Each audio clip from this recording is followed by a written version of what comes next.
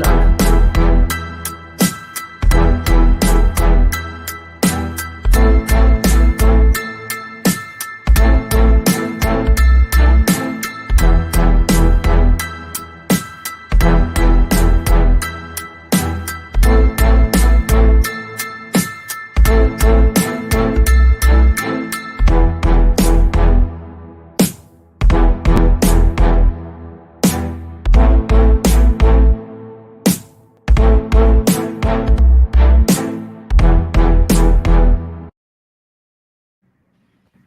Ooh la la!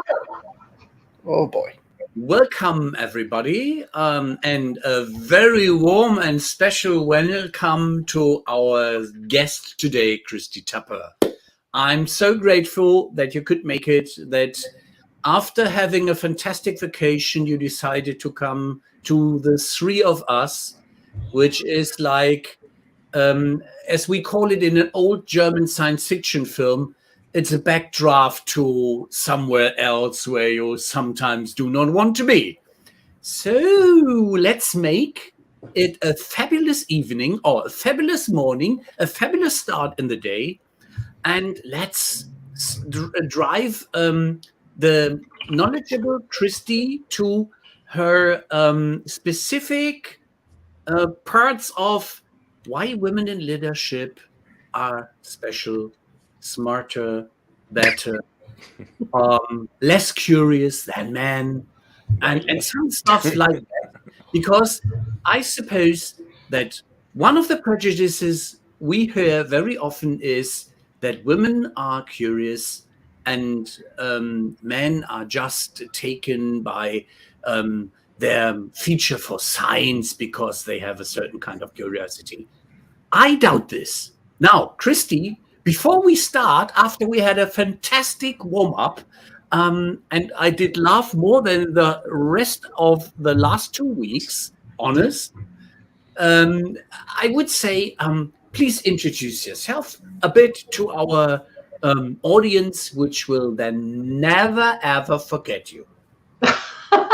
So before that phrase, I'm just going to forget everything you said before it, Ralph, because there's a lot to unpack there, and we're just not going to go there. Oh, we're safe. The German saying I was quoting was from a spaceship, Raumpatrouille, spaceship Orion, and it said Rücksturz zur Erde when they did their drawback the fastest way to Earth from wherever they were. It was the speedway. So I believe you would, on some things, prefer to stay in a lovely vacation place just to come along somewhere here. Well, this is a good way to bounce back into it. So I'm okay with this. Thank you for inviting me, and thanks for having me. At least I get to laugh as I'm bouncing back into all of the stuff that's going on in the work world. So excellent. Yeah. Yes. So don't tell who us the heck you are don't you? laugh. Who am I? Right. Kristy Tupper. So I am a general manager for Nuvolo. We are a world-class IWMS product, and we have a platform that serves the SMB market. And so I am the GM for that platform. And in my spare time, of which I have almost none, I go to the gym in the morning. I actually have it on my calendar. Like I have the time blocked out on my calendar in the morning to go to the gym, because if I don't, I never would get there. So I do like to work out in the morning. I like to walk down by the beach. Like to ride my bike around here. I live very close to the water, so most of my hobbies are outdoors. Do you have a jetty? Do I have a jetty? A jetty, yeah. A dog? Do I have a dog? I have 2 dogs. Yes, I do a lot with my dogs. They're like my kids, because my kids are older. So now my dogs are my children.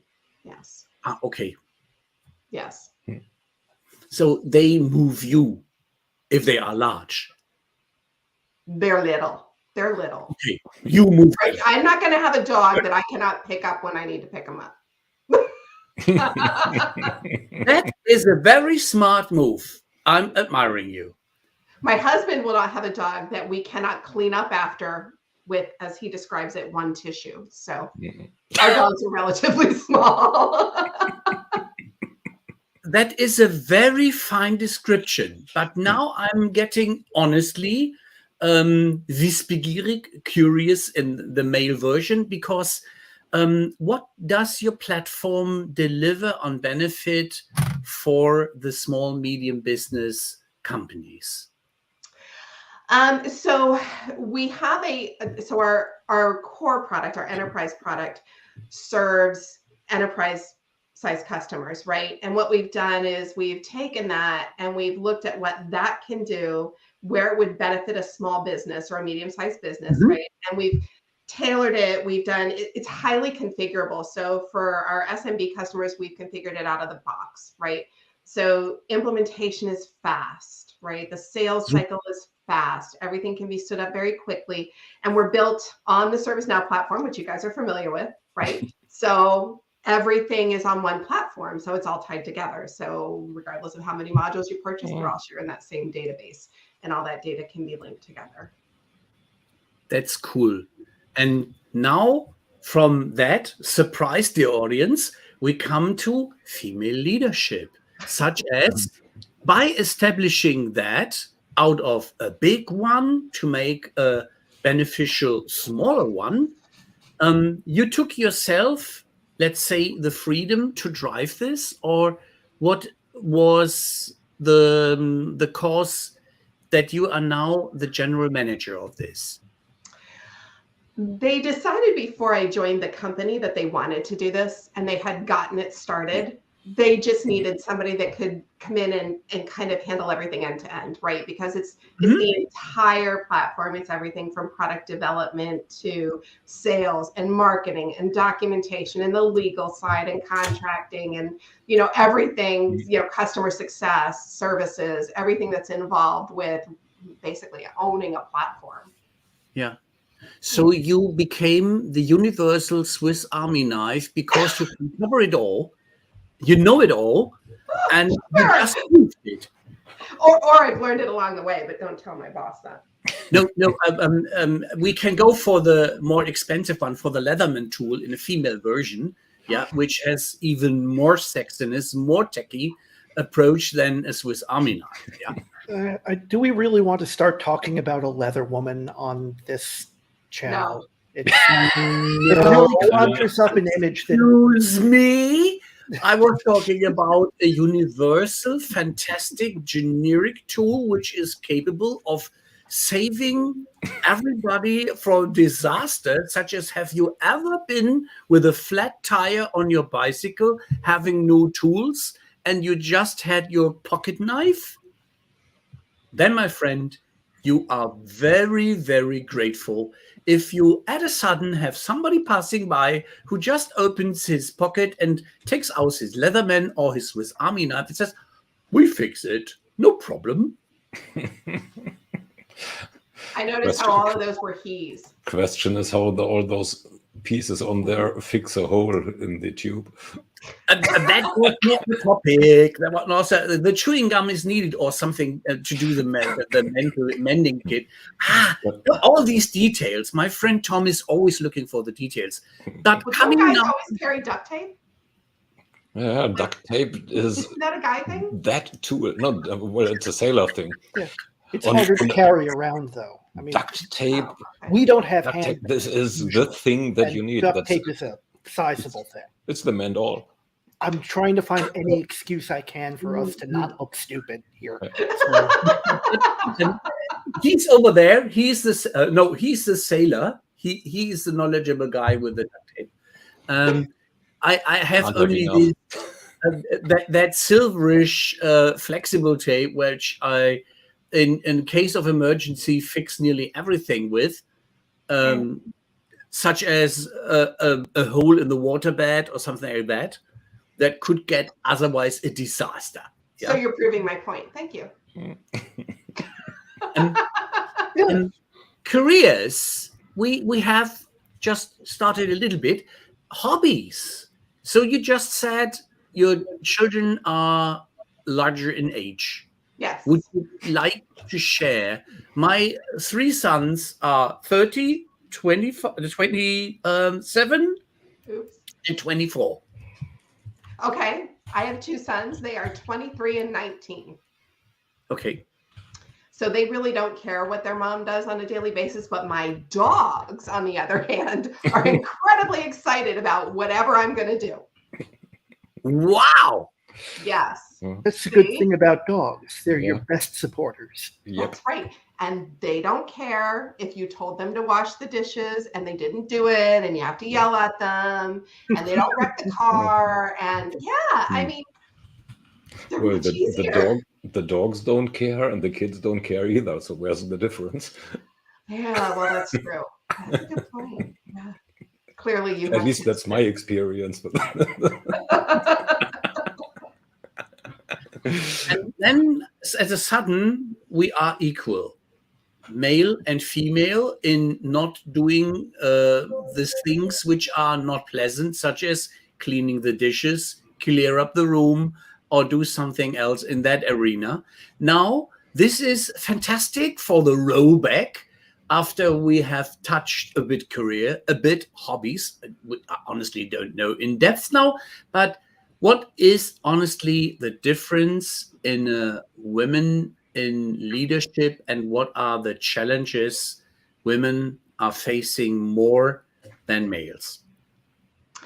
I think the challenges that women face more than men in a room. And so please understand, I've come from an IT world my entire career, right? So I'm often either the only woman in the room or one of 2 or 3 women in the room. I think the biggest challenge women have is being heard. And Can I you speak up, please? Nice. Sorry. Wait, let me put a red X over that box. Yeah. Kidding. But actually, if you could turn yourself up just a little bit, I think it would help us. Oh, really? Just a tad. I'm not sure I know how to do that on this platform. see, Oh. the challenge is being heard. Yeah. Thanks, Marshall. I hear you well, by the way. Okay. All right. So Marshall's still being a smart aleck. Maybe it's just me.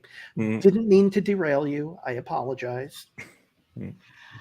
But no, seriously. I mean, I can't tell you how many times I've been around a table of men and I will say something and people will keep on talking. And 5 minutes later, the guy next to me says the same thing. And they say, "Oh, gee, Bob, that's a great idea." I'm like, hello. Yeah. You come into a company brand new and they say, "Hey, so what are your observations?" And you give them the list of observations and thank you very much. And 6 months later, somebody else comes in and gives the same almost identical list of observations and amazing changes happen. And it's frustrating. It really is because you could have been on the wave that made these changes 6 months ago. Right? Or you look across the board at all of the promotions that are going on. How many of those are women? And how many are men?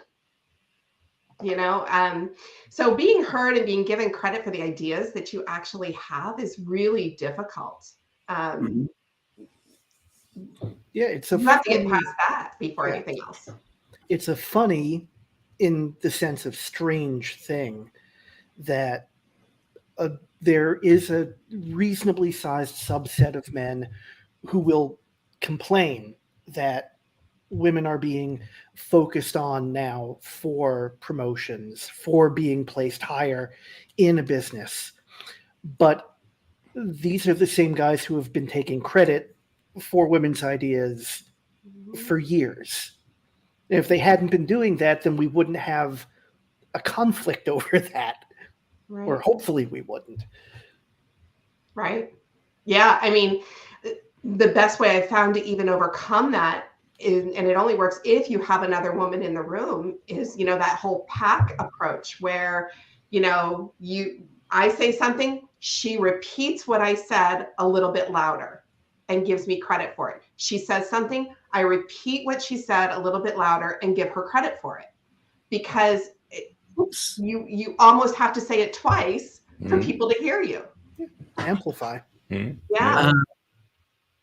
And interesting enough, as you made its statement, and such as you made before the statement, women says 6 months later, male enters, 6 months observations, same story, but the man is hurt. Or what you said, repeatedly telling the same story in a little different or louder or a partly different audience, surprise, somebody is listening and some action is taking place.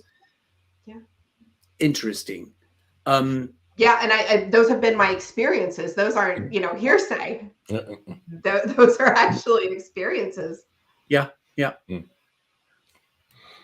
Well, no, it's hearsay because we heard you saying it.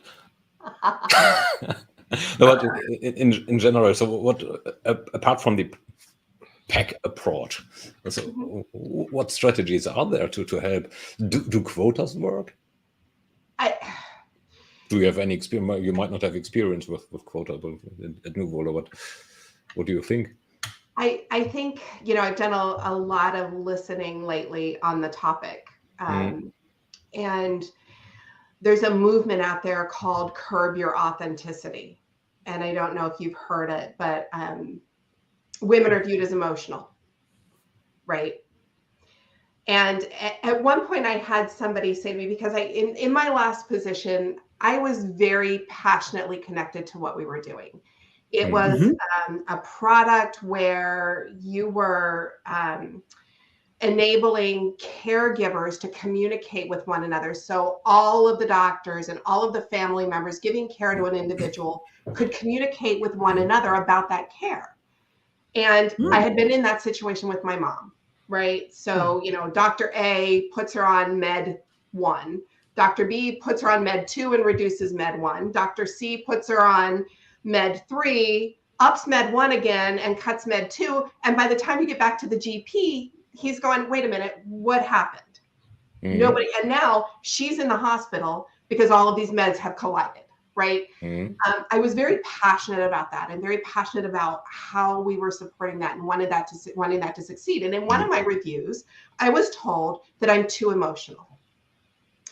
And so I was having some conversations about this because I knew I was emotional about it. And I said, I don't know how to control that because I'm so invested in what we're doing. And the person I was talking to said, well, of course you're emotional. You're passionate about it. Why would you not bring that to the job you're doing? How else are you going to connect with the people you're trying to sell your product to if you can't actually connect with them on an emotional level? What better way to do that? And of course, my man boss at the time didn't really buy that, but it's true. And so there's a movement out there that says you need to curb that authenticity. If you're emotional, don't really show that because people don't really want to see that. Well, who doesn't want to see that? Because if I have a team member who's emotional about something, I want to know what. How can we capitalize on that and put it in a place where she's gonna connect with somebody? Emotion is energy. How can I support her if she's having trouble somewhere? How can I get her help? Why would I not want to know that? But that's me. My boss, who was a man, didn't want to know that at all. In fact, don't cry in my office. I don't want to hear that. That's tough. Yeah. And so that curb your authenticity movement, I understand where they're coming from. And to play in a man's world, a woman often has to curb that authenticity. And then you're not being true to yourself, but you're able to get a little bit further in your career. Very unfortunate. Yeah. So not being yourself brings you further. Say that again. Not being yourself brings you further. Right. And how far do you really want to go not being yourself? Yeah. And when you finally reach a level where you can, have an effect and make real change, have you yourself changed from holding yourself back all those years? Right. Right. And anybody who's ever talked to a therapist, yes, I have on several occasions, will tell you that the more you hold that kind of stuff in, the more you have what they call leakage, right? Where you start to let that out in other ways that are counterproductive. When if you just recognize how you feel and you channel that into what you're doing in a productive way, it can actually be a good thing. Yeah, it's fun. And it's a double standard. Because you look on, a number of job advertisements, especially at higher levels, but really at any level. And one of the things that's on every job description is they're looking for passionate individuals. Right. People who are going to care and put themselves into the job for whatever the product or the service is. But they only want you to care so much, and only about the things that they want you to care about, and in appropriate ways. Ways. They're also looking for the talent and not the skills, so that's the same direction. Yeah.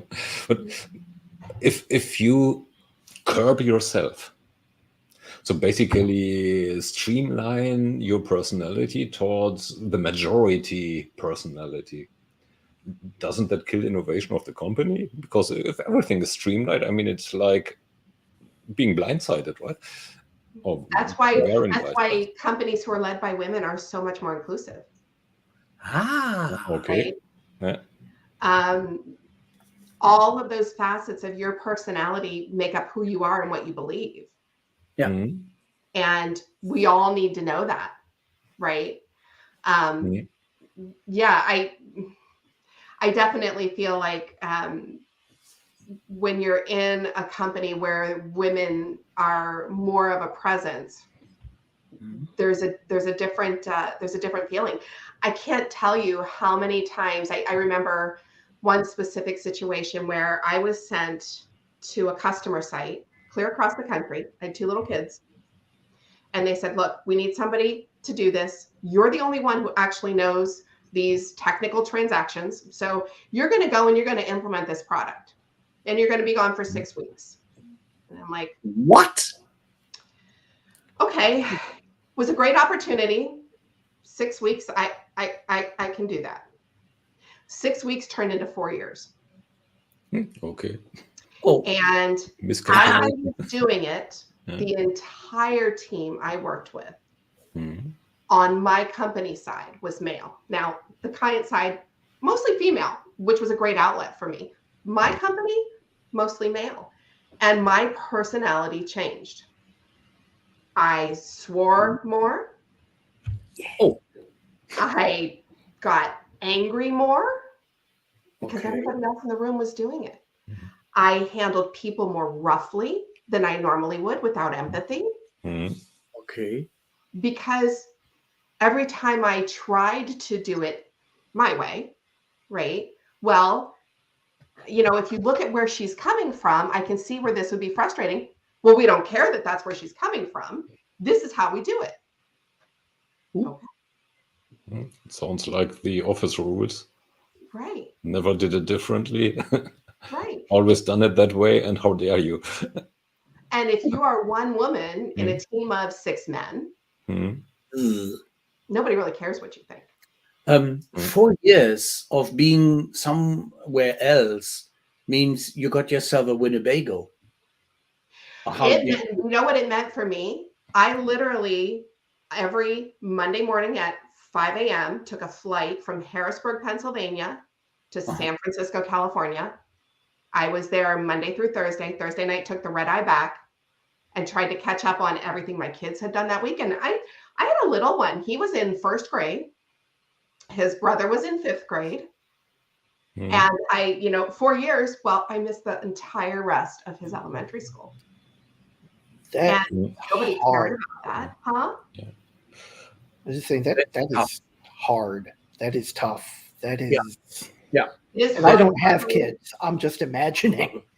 It is hard beyond belief. And I feel awful now. My son will say something to me like, "Hey, Mom, do you remember Or my ex-husband will say, he did this, I think at Christmas time, he said, hey, I found this thing that Jameson did when he was in elementary school, and I thought you might like it. Remember how hard we worked with him on that? And I was like, no, I don't remember how hard we worked with him on that.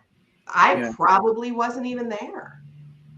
But it got so difficult that my ex-husband wound up quitting his job so that he could take care of kids, house, my mom, who was getting sick at the time. Yeah. And so I became the breadwinner. So that's a totally different set of responsibilities that I never really wanted. Yeah. But wound up needing to take on because that's what the job told me I needed to do. In how far? Well, so there's this adage which is probably true, that women in career actually have two careers. Yeah. One at home and one in office. Absolutely. So in how far is that balanceable out? Except, of course, no chauvinistic male might help a little at home or a little more. Well, yeah. So how many, go to your kid's soccer game and sit and watch the soccer game and tell me how many men are sitting there on their computers working and how many women are doing it. I'm not working, but I'm when my daughter plays soccer, I'm usually there. I was, the time I was home, I was there, but I had my BlackBerry right in front of me, and the whole time I'm kind of watching the game and kind of working on my BlackBerry the whole time. No way, no time for that. I'm too occupied yelling. Hey, go girls. Okay, the good kind of yelling. Yeah, not yelling at them. So supporting, not the type of get your bum moving. Right, That's and not throwing needed. rocks at the coach. That's good. No, it's more the encouragement type of yelling. So. Oh, okay. Like, type, rock, type. No way. So we did have here in Germany an advertisement for a KitchenAid where that female was asked, what is your profession? And simply she said, I'm the manager of a small family-driven, privately owned company, describing in all the pictures what she is doing all over the day, doing her job and organizing everything in the household and doing the household by using smart technology. Describe it from your perspective, please. How is it possible that one can manage without getting, let's say, nearly crazy, all these challenges? Back when I was commuting to San Francisco, people would say to me, how do you do it? And I say, I just do it, right? I could never stop to think about it. And I think that's kind of been my MO the whole time. Like, especially, we were just having this conversation before we got live, right? We're working remotely. Well, what's going on as I'm working remotely? I'm sitting here, I'm talking to you guys. The dogs are running back and forth out here. So I know somebody needs to go outside, but I can't go do that because I'm doing something else. I can hear that there's somebody has put something in the microwave and it's beeping. And I'm just going to sit here and I'm just going to focus on my job or my, what I'm doing with you guys. You answer the door, you do the laundry. How many people that work from home do laundry during the day? Well, I do it during the day, but I don't have to do it on the weekends because, oh my God, when it's the weekend, I really want to do something for me. Yeah. And I think in some ways it's gotten worse. There are women with small children. I don't know how women did it during the pandemic. Women with small children who are either too young to go to school or they're in school and they're trying to do school while you're trying to work. Like mine were older, and I am so glad. When the pandemic started, my younger son was finishing high school. So he graduated in June 2020. And it was bad enough for me. I would hear him up there because his bedroom is right above my office. And I would hear him up there so frustrated and pounding on things. I go up and I'd say, Jameson, what's going on? He's like, I can't get connected and I don't know why it won't connect. Like, you're doing everything. while you're doing what you're doing. Now, I love my husband to death. His office is off our bedroom, upstairs, behind a couple closed doors. He doesn't care what's going on down here. And if he did, he would help me. I have to say, he's the kind of guy that would help. But I just do it. Which is a lot of what women do, right? I just do it. It needs to be done. I'm going to do it. Yeah.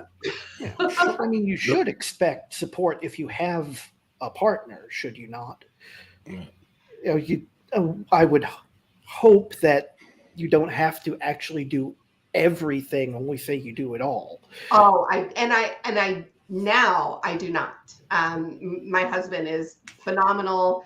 The only thing he doesn't do is my laundry because he's shrunk and dyed too many of my clothes. Yeah. I've decided that my laundry is not in his wheelhouse, and I will do my own laundry from now on. But everybody has one household task to help with. Are you sure that this hasn't been strategic? That was my unfair assumption. Guilty. He is an incredibly smart guy. It's very possible that this was strategic. But no, he's the one that unloads the dishwasher and, gets the coffee in the morning. So no, he's amazing about it.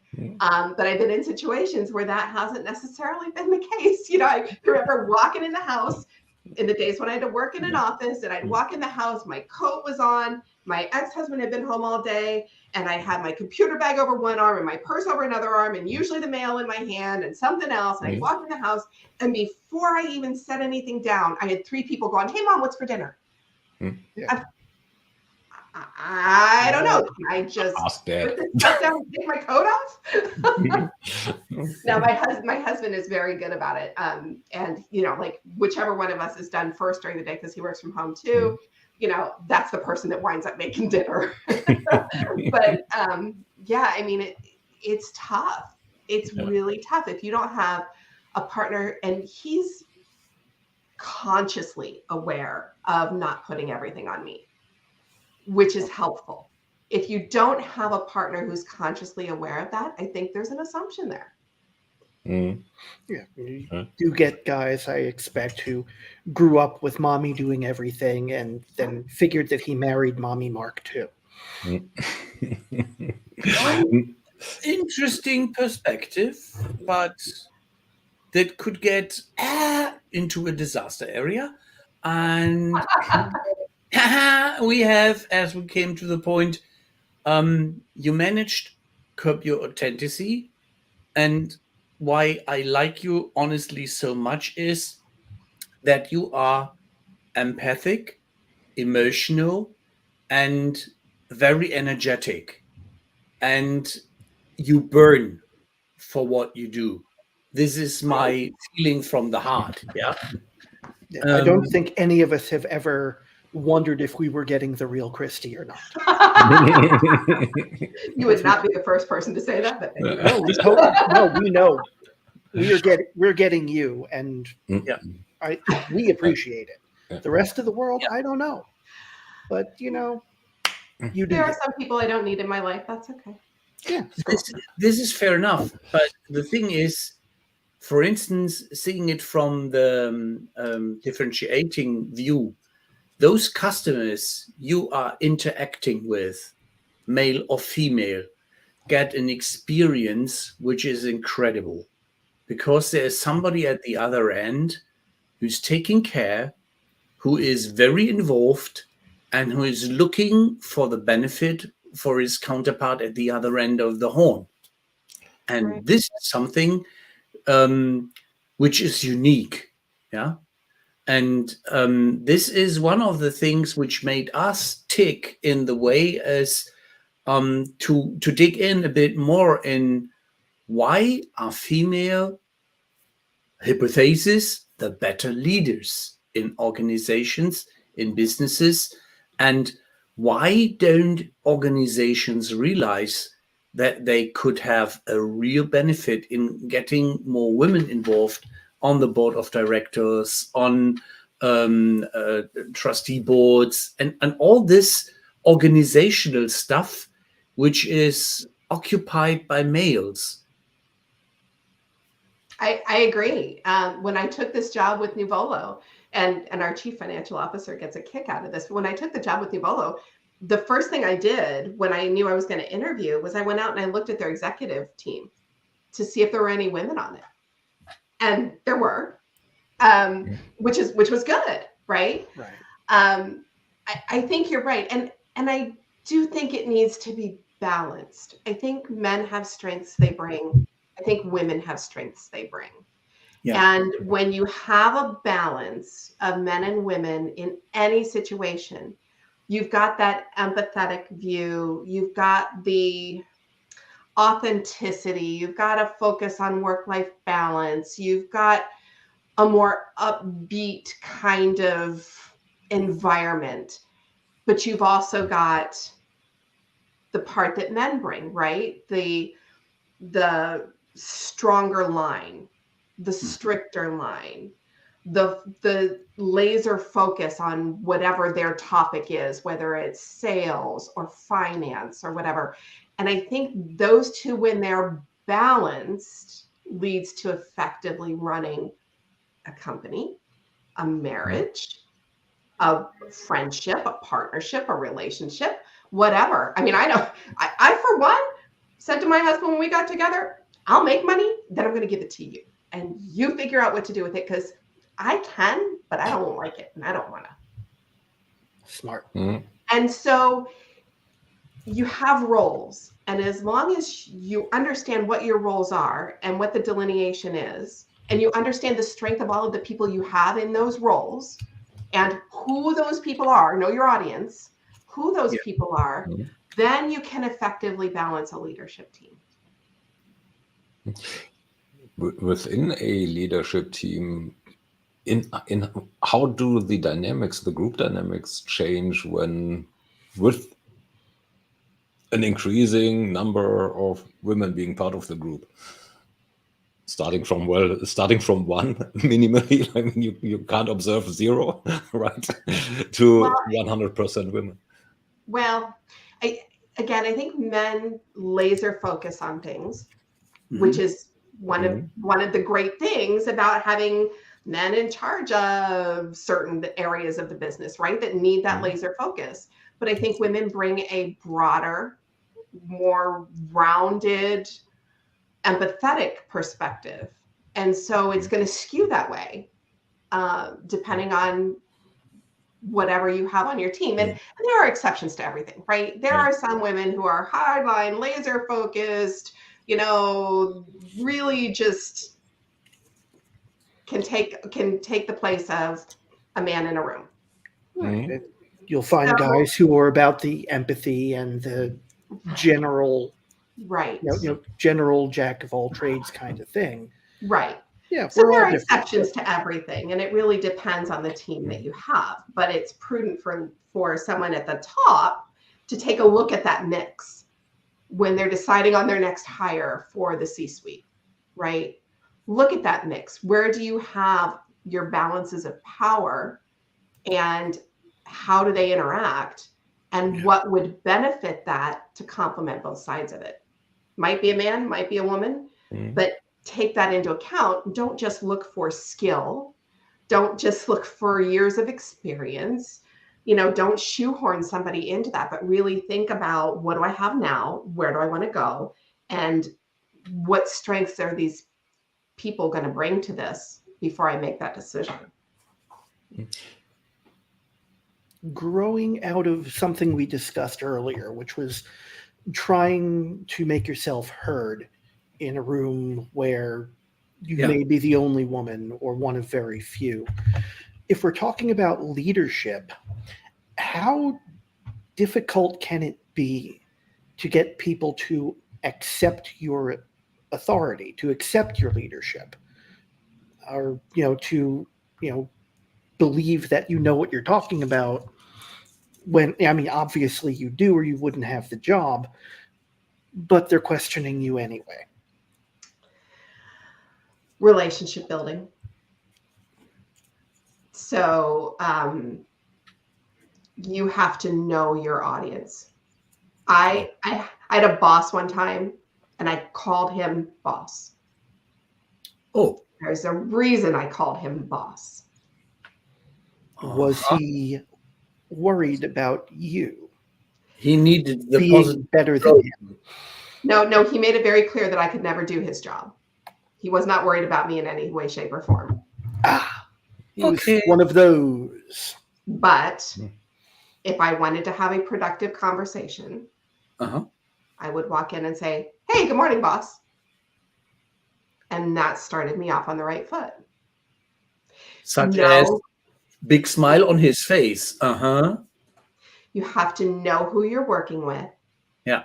How to build a relationship that you can strengthen so that when you need to leverage that relationship, you can leverage it. And that's one of the ways that you can convince people you know what you're doing. Because if you have a relationship, people are more likely to listen to you. Yeah. And if people are listening to you, then the people you don't have the relationship with can be influenced by the people who are listening to you. Tic-tac. Smart and clever. Yeah. So, we talk about customer relationship management. Yeah. It's not much different, right? You build the relationship so that when I have bad news for Acme Corp, I can go to their contact and say, okay, Sally, I need to tell you something, and then I'm going to take you out for dinner. You've got to have the relationship. And that's really how I've grown to operate since I started my career at EDS, right? Which was an incredibly, and we talked about this before, an incredibly male-focused world at least when I joined, right? So now I'm dating myself. But I came out of college in December 1994, joined EDS, and I was told I would wear a suit, a blouse, nylons, and I think we had to have our hair up. I don't think our hair could touch our collar. I might be wrong on that one. I know the men couldn't have hair touching their collar.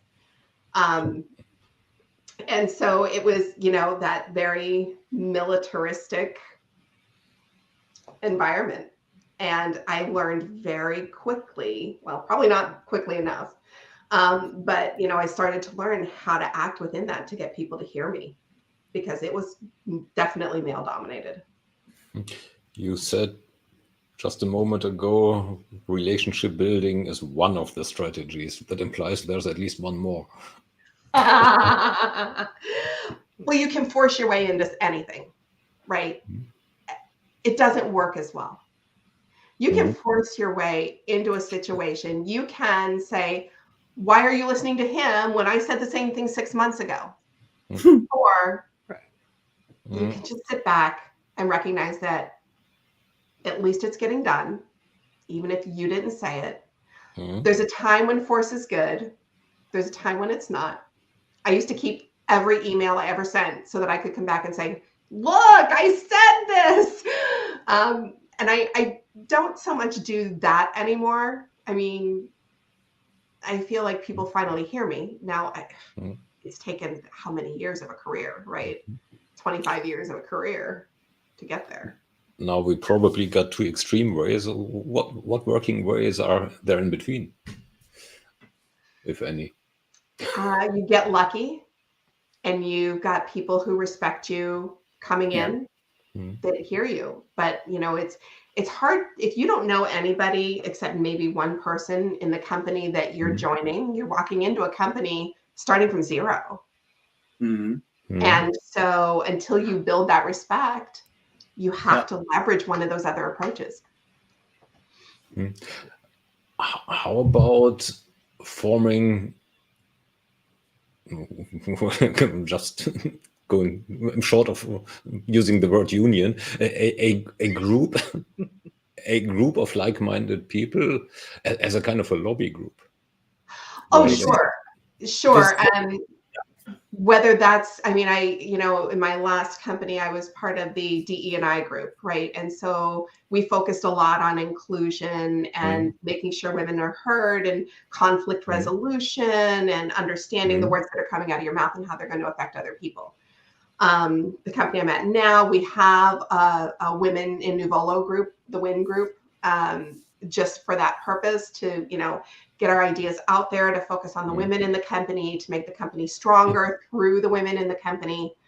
I'm a member of Chief. I don't know if you guys have ever heard of Chief, but it is a women's network across the company of women executives, and incredibly valuable. If there are any women out there who really feel like they need a woman support group in their executive roles, holy cow, Chief has just been amazing. I've gotten so much more out of that than I ever thought I would. That is exactly what I was asking for in our preparation sheet, that there are not unions, but women-driven networks which come from university. If you see those stories on campus films where the males have their parties, and there are also the girl fraternity associations, and how is this continuing in business life, such as, do they build women-driven networks? I think that's a little misleading. When I was in college, if I got good grades, I felt like I could take on the world. Okay. I graduated with a 3.99. Come on, who's not going to want to hire me? It's like acting, world leadership. Yeah. In the brain, female version. Yeah. And you get out into the world and you realize, oh, wait, the guys in the fraternity don't really have a reason to listen to me anymore. Right? There's absolutely zero for them in it to listen to me. So if you can, as a college student, get into a women in business network, that is definitely a good place for a young woman out of college. I run a networking group here in southeastern Connecticut of women in business, and that's another good place. And not too long ago, we sat down with everybody in the group, and we said, so because it's a lot to run a group like that and keep it going. We meet bi-weekly, so week after week after week to keep it going. And we sat down and we said to the group, okay, we're not sure that we really need to keep this going. So what do you guys really feel about the group? Why are you here? And as much as there were comments like, networking and referrals and mentorship and learning from each other, there was also support. Every time I walk in this room, you guys make me laugh. Every time I leave here, I'm happy. I leave here feeling like I am empowered to go do something. So those kind of networks for women, especially just coming into the workplace, are invaluable. Cool. Let's flip that a little bit. We've been talking about, obviously, many challenges to women in the workplace, in leadership roles, and what they can do on their way in. What about the other half of the gene pool? What should the men be doing to make it easier for you to actually do your job without having to worry about all of this shit? Be conscious. Be conscious about it. Be aware that when a woman says something, don't just start talking. Actually hear what's been said. When you're looking at promotions, don't just look down the list and blindly gloss over the names of the females, which I had a CEO friend who told me that that's exactly what his company would do. Is they would, and without even thinking about it, and this was a conversation born out of a separate DE&I network group that I was a part of, and he said, we never realized we did it until we started our DE&I training. And we realized that as we go down that list, we just skip the women. We don't talk about them. We go from 1 to 2 to 4 to 8. And I said, wow. But he said, if you're conscious of it, maybe start there and work backwards. Maybe not saying that you should give a promotion to a woman who's less deserving than her male counterpart. The best person for the job, considering everything about the person, what they bring to the table, their skills, their experience, their passion, considering everything about the person, pick the right person for the job. But don't just discount a woman because she's a woman. Oh, we don't want somebody that's emotional in that role. All right. Are you sure? What's the role? It's working with customers. It's customer success. Hold up. Yeah. This is what you want. You do not want a sure robot. Yeah.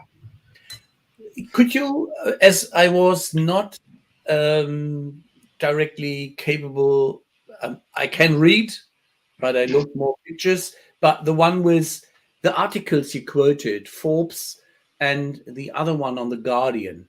Could you tell us a bit about that, please? And I had read them a while ago, and I was actually searching for them to prep for this, and I couldn't find the Guardian article. British. Yeah, exactly. And it was about, I think it was about British government. But the one in Forbes was around how there are some companies who are known for their customer-centric approaches, and they are led by women. And Bingo. And it's, I mean, it's not surprising, right? And again, you have your exceptions, but women are so much more about, let me put myself into your shoes, right? Yeah. Of all of the design thinking classes that I took, which is heavily focused on empathy, I think I would say probably 75% of the participants in those were women. Wow. And again, a caveat, my husband is awesome at this, right? And if he's conscious of it, he can be empathetic. If he's reacting to a situation, that empathy doesn't so much come out. And generally, if I'm reacting to a situation, that's usually where I start, is because I don't want to be confrontational. I don't want to be angry. So my first point will be, okay, hold on. What's Sam going through?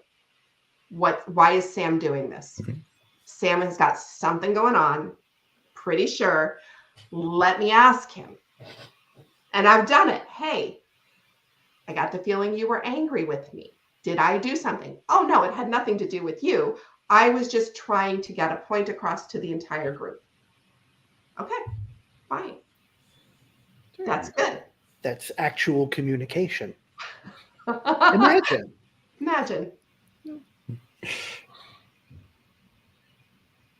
So are y'all going to go back now and think about this? And Rob, I hope your wife is standing in the background and has heard all of this. She just left for a church meeting for one of their founding and fundraising activities. But there was a time when the kids were little, I said, for every hour you are devoting to other people in doing charity or something good, you get €5. We would be billionaires. Yeah. So she has a very big heart, aside of being very good in her job. And she was with a 3-letter company, which was known as being extremely conservative and selling computers. And in the old days, when I was with a French company with 4 letters, and she was in an American company with 3 letters, and we met and we fell in love. We had the same salary. She was higher in rank. Yeah, she was team leader already. And I said, okay, this will be very interesting for the development of this further relationship. It seems to have worked out fine. I love to make a quote, and that quote is, my most important internal consultant is my wife. She is not only my controller, she's not only my financial guardian, such as if I want to save the world by myself in spending money I do not have. This is a very political approach, yeah, but it's not successful. And she always reminds me on, stay a bit back. Jeff Bezos will make it without you. Trust me. Nice. That's Well, awesome. Let's circle a little back about companies. So the companies are different, more customer oriented, according to Forbes. And this is probably what the Guardian article was about as well, unless it was about current affairs in the parliament. No, it was an older article. From a value point of view, Yeah. what do you think are value differences within, well, male and female-led companies? I think the values are not necessarily that much different, right? If you're smart as a company, your values relate to why you're in business, right? And that kind of goes back to authenticity. I'm a firm believer in and advocate of Simon Sinek, and the start with why, right? And if people can relate to why you're in business, he says that people don't buy what you do, they buy why you do it. And I've seen that work. That's the empathy approach. I think in female-led companies, you have a much stronger focus on employee experience, work-life balance, the inclusivity of everyone, right? And a conscious focus on that. And I'm not talking in the US about affirmative action, right? I'm talking about honest to God inclusion, inclusivity, making sure that everybody is heard, regardless of your race, gender, sexual orientation, whatever. And one of the questions you guys had asked was, do they arrange better and smarter childcare during working hours? And I think that's probably on the minds of some women, especially if it's affecting their employees.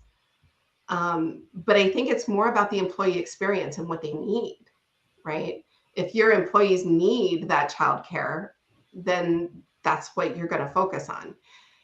And I think in the male-run companies or male-led organizations that I've been a part of, it's less about the employees and more about making the sales, getting things out, a much more stricter, rigid type schedule. And I'm sorry to all the men out there I'm offending. Again, there are exceptions everywhere. We'll unfriend you on LinkedIn. Oh, I'm very sad. I was just jumping in because I checked as we were talking, because I invited a lot of male and females, and I was very positively touched that, for instance, the marketing director of Varema, some others females I know which are extremely good, extremely knowledgeable, and extremely committed to their job, said that they will participate. And I would like to make a shout out not only to the one LinkedIn user, female, which I checked up now in between, that those which are listening engage and share with us, please, what you have for experiences, such as there are some of the women which are organizing in some of these networks. For instance, Indra. And she's driving a dedicated group of women network.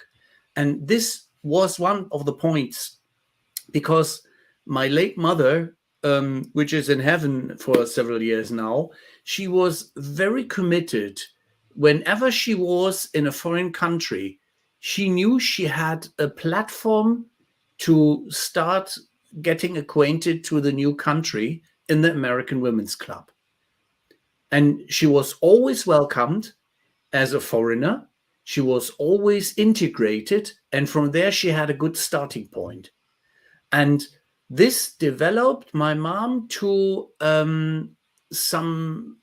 very unique person at that time of her life, because the kids were at home and safe, and she was with my dad in mostly very interesting foreign countries, tricky mostly, yeah. And the knowledgeable survival guide. Yeah. Welcome back. We already thought that Kristy. Welcome back. Kristy put you off with her comment. No, Maybe Marshall ran away. No, I figured that we were being too subversive, and the patriarchy cut my connection. Now, believe me, nobody was more surprised than I was. I'm glad I made it back before we ended. Thomas, you wanted to ask or make a statement. Well, as we are on top of the hour, last one from my side. What? We're going to have to do more of this. Time. So, apart from the values, I mean, there's a difference between the written and the lived values. Yeah. So, which companies do you think that female-led companies are more authentic? Means live their values? Wow, that's a great question. No, I don't think that's the case. Mm-hmm. I think that's a company thing. That's a company culture thing. Yeah. If your corporate culture if your company knows its values, if everybody in the company knows them, right? I mean, I've got mine, a mouse pad that my company has sent me, right? If your folks know those and you emphasize them, then you live your values. You know, we have at Nuvolo, we have something called Bonusly, right? And they give you points that you can award to people on different teams if they've done something great. And hashtag is always one of our corporate values. And so everybody there lives those values. I really don't know anybody in this company that doesn't do that. And if they don't, you know, they pretty much self-select out, like they're not the right fit, and they know it and you know it. I really think that's a company dependent thing. Now, what the values are may be a little bit different when that effort is driven by a female versus a male. But no, I think that's a corporate culture thing. Yeah, then let's extend it to culture. Sorry if I added on to this one now. Yeah, next time. Okay. I'm going to talk about corporate culture all day long. We'll nail you on that one because you're on record now. Next time as we fix the culture. Okay, Ralph, you had one as well, I guess, because we started to speak at the same time. That was simply in that area that I was going back to the women networks, because WBW, Women Back to Work, is the one which I found very interesting. And we had Petra Jenner on one of our shows, still with Salesforce. And Petra is very much engaging in these women networks. And so I found it very interesting that it is a worldwide approach. And I find this quite compelling, as this is a way of a lot of knowledge is lost. And get that knowledge back is as important as you made the quote that empathy-driven organizations are female-driven and female-guided, yeah, and successful when they are the quotes from The Guardian and the Forbes article. Are there other experiences you made in the interaction in your existing role, getting new customers or getting during the pandemic time, new connections, new networks, which came along? Yeah, I think one of the most valuable was we have a group here called Safe Futures, and it is a domestic violence shelter for women. And one of the things that I had never thought about is how much domestic violence against women would increase when everybody started staying home. Oh. And I don't know if you all saw the statistics, and it may have been more of a US thing than in Germany. But domestic violence cases just rose exponentially. You've got people in the house that can normally get away from each other. And Yeah. a lot of times when women are abused, they feel more safe at work than they do at home. Okay. Ouch. And so these shelters began to realize that this was becoming a problem. And one of the things that they do is they prep women for leaving the shelter, right? And sending them into their new lives. And a lot of times that also includes, how do we get them prepared for a career, right? Dress for Success is another organization, donate all your old suits to Dress for Success. And these ladies who are going out into the work world, into more professional careers can use them. And this was another one is, hey, can you come talk to our group? What can you teach these women as they go out into the work world, into a professional career? And so that was one that came into me that I thought was incredibly interesting and just really worthwhile. Mindful of the time. In closing, famous last words. What would you recommend aspiring women who want to kick off their careers,